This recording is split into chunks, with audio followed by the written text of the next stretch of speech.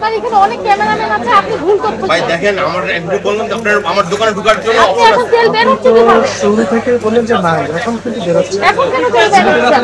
সকালে আসছে, তাহলে তেল পাওয়া যাচ্ছে না কেন? আপনি দিয়ে দিতেন, সঙ্গে সঙ্গে সাপ্লাই দিয়ে দিতেন। সয়াবিন তেলের সাথে সরিষার তেল নিতে হবে, অন্য প্রোডাক্ট নিতে হবে বাধ্যতামূলক, তবে নালি নিয়েন না। আর বাকি যে পণ্য আছে, বিশেষ করে মশলা জাতীয় পণ্য, এগুলো দাম লিখে রাখছেন নাকি?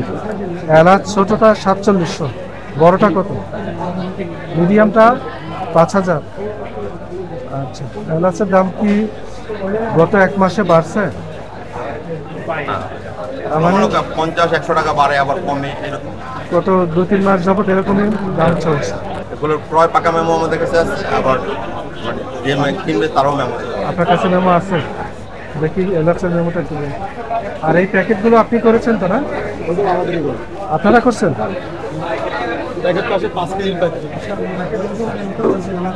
আপনার এখানে অনেক ক্যামেরাম্যান আছে, আপনি ভুল তথ্য ভাই দেখেন আমার একটু বললাম যে আপনার আমার দোকানে ঢোকার জন্য আপনি এখন তেল বের হচ্ছে কিভাবে? শুরু থেকে বললেন যে না, এখন কিন্তু বের হচ্ছে। এখন কেন তেল বের হচ্ছে? প্রথমে আপনি ভুল তথ্য দিয়েছেন, আপনার রেকর্ড আছে। আস্থা, নিরাপত্তা ও প্রগতির সাথে প্রযুক্তির সমন্বয়ে গ্রাহকদের সর্বোচ্চ মানের ব্যাংকিং সেবা প্রদানই কমিউনিটি ব্যাংকের লক্ষ্য। কমিউনিটি ব্যাংক, সবার ব্যাংক। শুনেন, আপনার 2 লিটার তেল থাকলে আপনি 2 লিটারই বলবেন, কিন্তু আপনি প্রথমে আপনি রিডিউস করেছেন না, আপনার বোঝানোর কিছু নাই তো। আপনি আমাকে প্রশ্ন করলে আমি আপনাকে উত্তর দিতে হবে। ভুল উত্তর দিয়েছেন।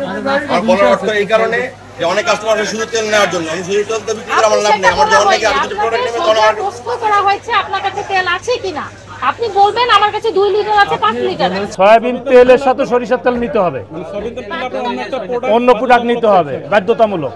যে আমরা এইভাবে নিছি, এখন আমি সয়াবিন তেল কিনবো, এর সাথে সরিষার তেল নিতে হবে বাধ্যতামূলক, নিতে হবে নালি নিয়েন না। হ্যাঁ, এইভাবে চলে তো দেখি বিভিন্ন বাজারে একই সমস্যা। এই যে যাওয়ার পর তো আবার আগের মতোই হয়ে যাচ্ছে। আপনারা এই যে এখন আসছেন হয়তো টের পাইছে, তার পরবর্তীতে আবার আগের মতো হয়ে গেল। আপনারা তো সবসময় থাকতেছেন না। এটা একটা ভোক্তা সংরক্ষণ আইন লঙ্ঘন বুঝেন যে প্রতিশ্রুত পণ্য বা সেবা সঠিকভাবে দিচ্ছেন না, মানুষকে বাধ্য করছেন আপনার সর্বোচ্চ যে অন্য মানে সয়াবিন তেলের সাথে সবগুলোই অন্য প্রোডাক্ট দেওয়া আছে। এগুলো বলতে বিগত সময় তো এই ঘটনাটা ঘটছে।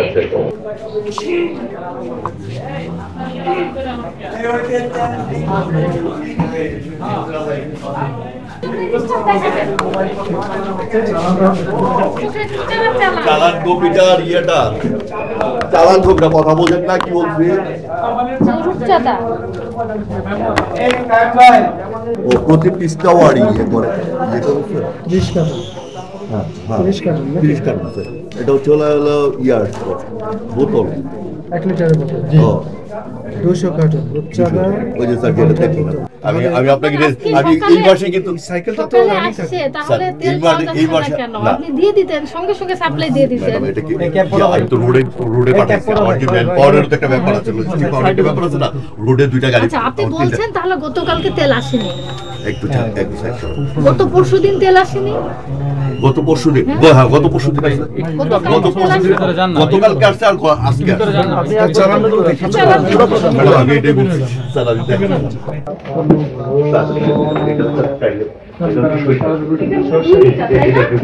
শুধু এই যে এই 8 কার্টন। আরো আছে বলতে পারি, আর একটু কালকে আসছিলাম